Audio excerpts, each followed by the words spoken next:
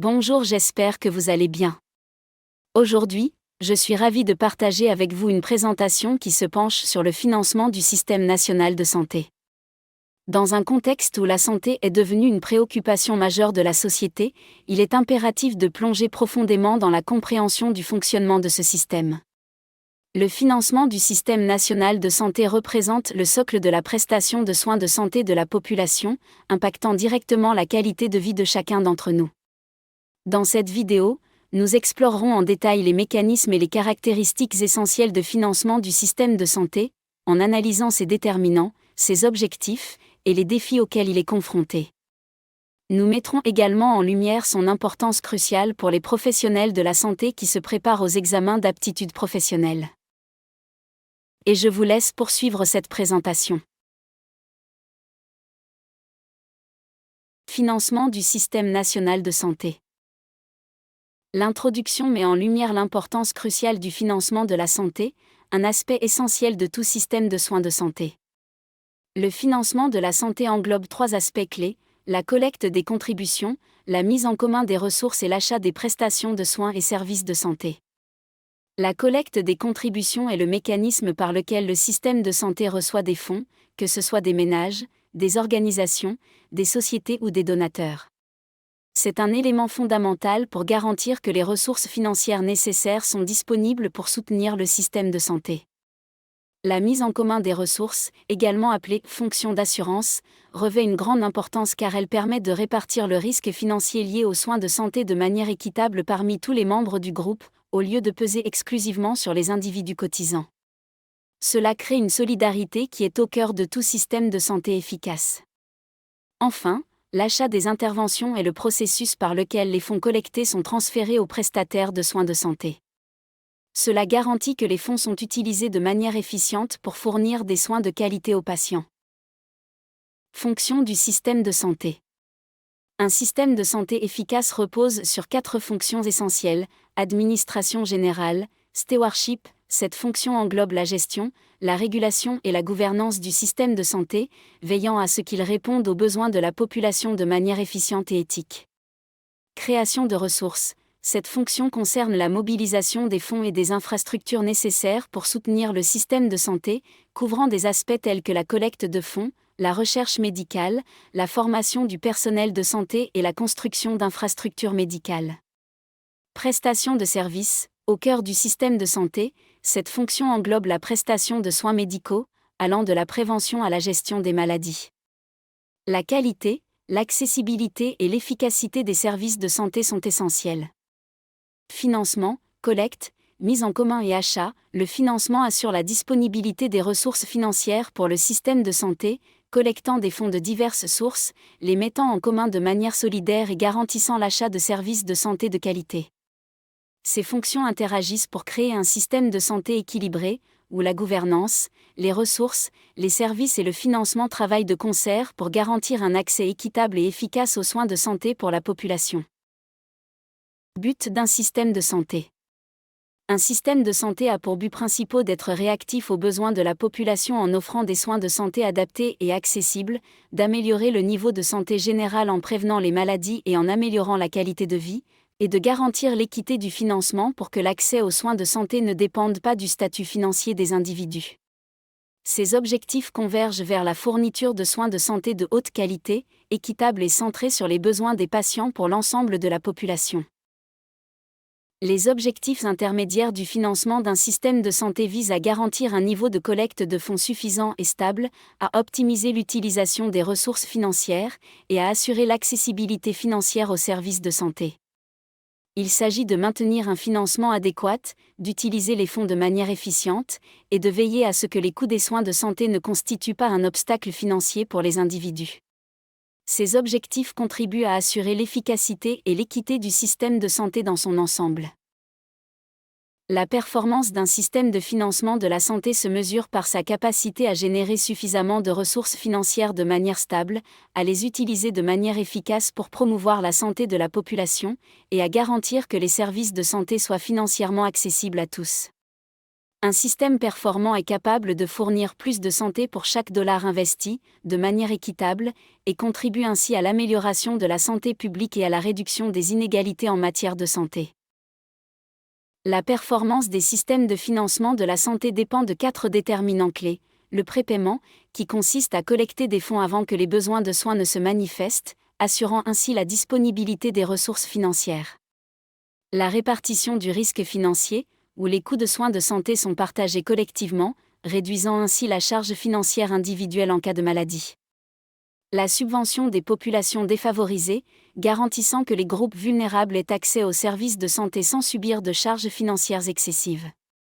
La stratégie d'achat des prestations, qui détermine comment les fonds sont utilisés pour fournir des services de santé de haute qualité de manière efficiente. L'efficacité et l'équité des systèmes de financement de la santé dépendent de la manière dont ces déterminants sont combinés et mis en œuvre. Le financement du système de santé au Maroc implique plusieurs acteurs et sources de financement, notamment le gouvernement, qui collecte des recettes fiscales pour allouer des ressources au système de santé. Les ménages, qui contribuent par le biais de dépenses directes pour des services de santé privés. Les régimes d'assurance maladie, tels que l'AMO, assurance maladie obligatoire. Les employeurs, qui participent au financement en versant des cotisations à l'AMO pour leurs employés. La coopération internationale, sous forme de dons et de prêts, contribue également au financement de projets et de programmes de santé. L'ensemble de ces acteurs et sources de financement vise à garantir un système de santé viable et accessible pour la population marocaine. Analyse du financement du système national de santé au Maroc. Le budget général du ministère de la Santé et de la Protection sociale pour l'année 2021 s'élève à 19 774 145 000 dirhams. Ce budget est alloué pour soutenir et financer divers programmes et initiatives visant à améliorer les services de santé et la protection sociale au Maroc. En 2021, le budget général du ministère de la Santé et de la Protection sociale représente 6,53% du budget total de l'État au Maroc. Cela reflète l'importance accordée à la santé et à la protection sociale dans les priorités gouvernementales, avec un investissement significatif pour répondre aux besoins de la population en matière de soins de santé et de protection sociale.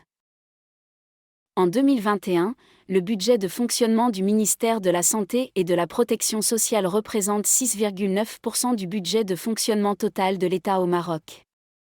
Cette proportion montre que le fonctionnement du système de santé et de la protection sociale constitue une part importante des dépenses gouvernementales courantes, soulignant l'engagement envers ces domaines essentiels pour le bien-être de la population.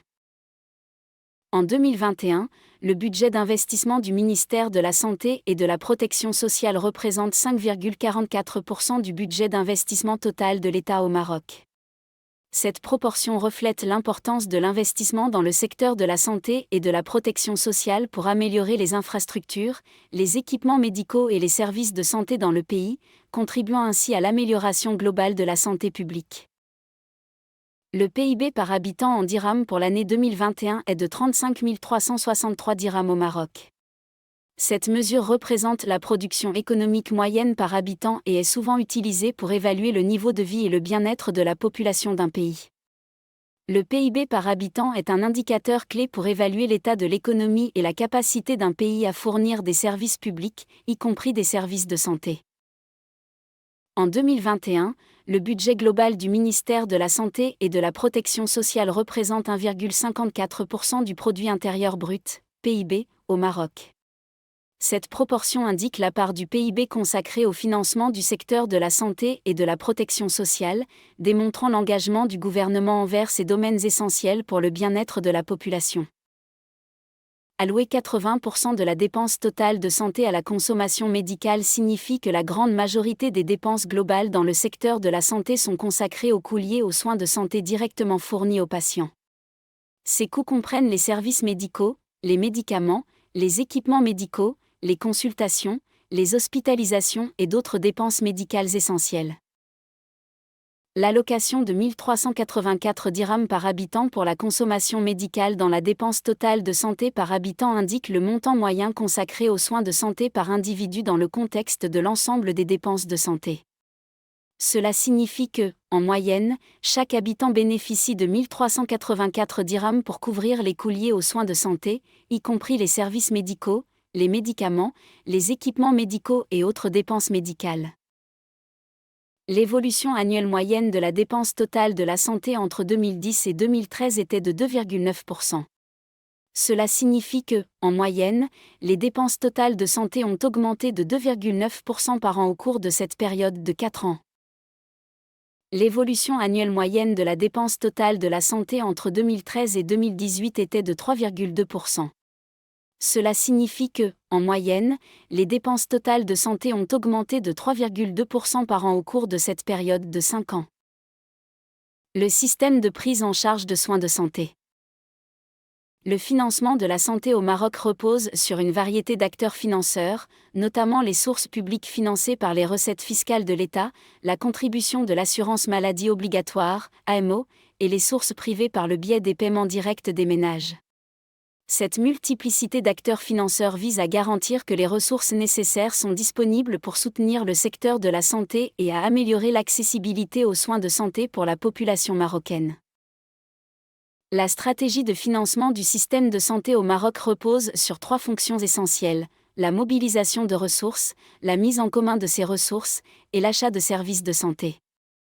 Cette approche vise à garantir l'accès de la population à un ensemble de services essentiels en matière de santé, en collectant des fonds de diverses sources, en partageant les coûts de manière équitable, et en utilisant efficacement les ressources pour l'achat de services de santé. L'objectif ultime est de fournir des soins de santé de qualité tout en maintenant l'accessibilité financière pour tous. Couverture sanitaire universelle. Pourquoi la couverture sanitaire universelle ? La couverture sanitaire universelle est promue en raison de ses avantages pour la santé, le bien-être et le développement humain.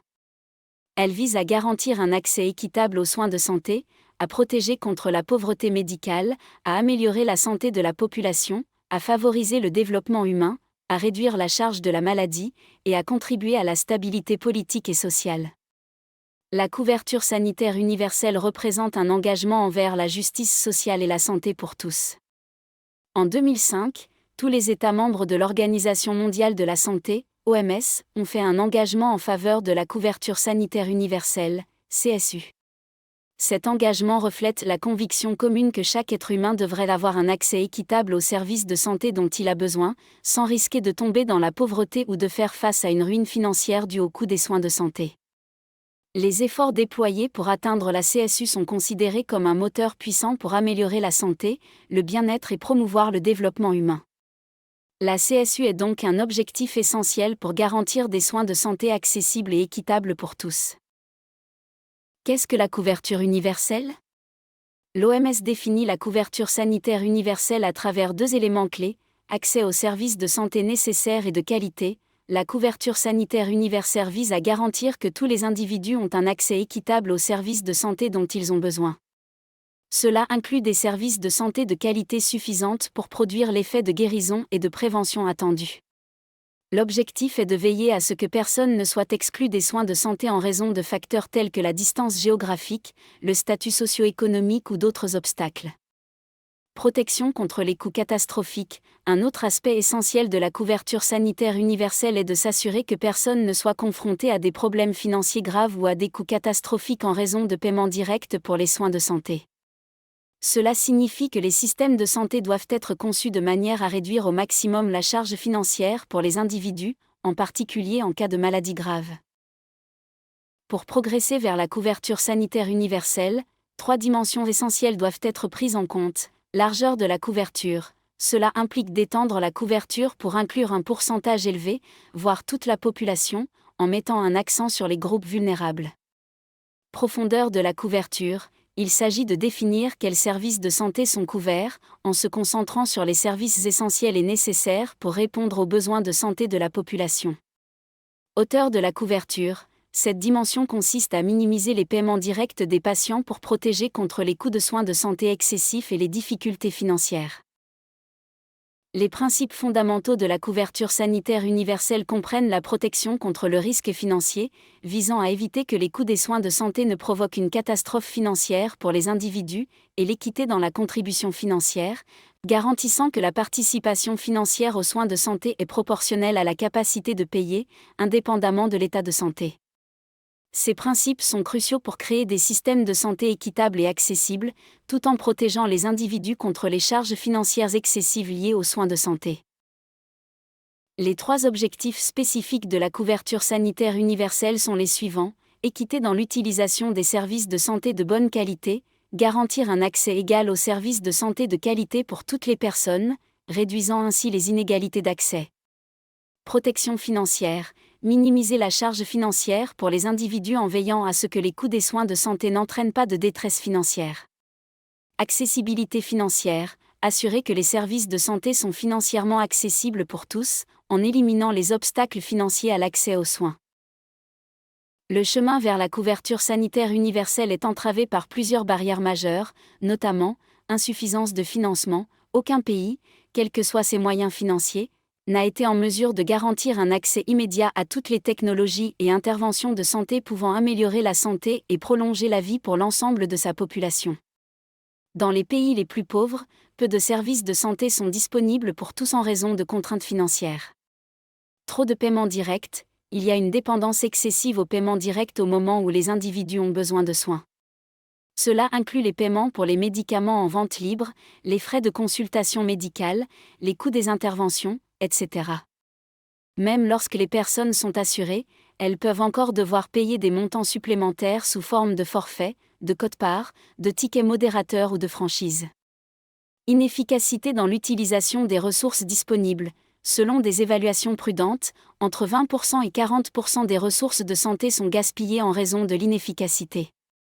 La réduction de ce gaspillage pourrait considérablement améliorer la capacité des systèmes de santé à fournir des services de qualité et à améliorer la santé de la population. Pour progresser vers la couverture sanitaire universelle, 3 stratégies essentielles sont mises en avant. Plus d'argent pour la santé, cela implique d'augmenter les ressources allouées à la santé, que ce soit en augmentant le pourcentage du PIB consacré à la santé, en augmentant les dépenses de santé par habitant, en allouant une plus grande part du budget de l'État à la santé, ou en explorant des mécanismes de financement innovants. Moins de paiements directs, il s'agit de réduire l'impact financier sur les individus en diminuant les paiements directs pour les soins de santé. Des mécanismes tels que les exemptions des paiements directs sont mis en place pour faciliter l'accès aux soins de santé sans coûts directs excessifs. Plus de santé pour son argent, efficience. Cette stratégie consiste à optimiser l'utilisation des ressources de manière efficace et efficiente, afin de maximiser les résultats en matière de santé, tout en évitant le gaspillage et en réduisant les inefficacités. Et merci pour votre attention.